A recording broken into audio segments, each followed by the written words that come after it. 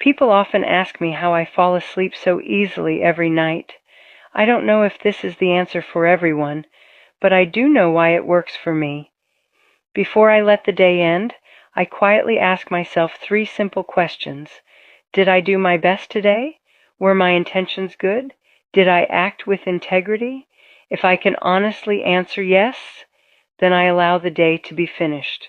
I don't expect perfection from myself. I only expect an honest effort and a good heart. Tomorrow will bring another opportunity to learn, to improve, and to grow. But today is complete. I think a peaceful night's sleep begins long before your head touches the pillow. It begins by living each day in a way that allows your mind to rest and your conscience to be at peace. That has become one of life's greatest treasures to me,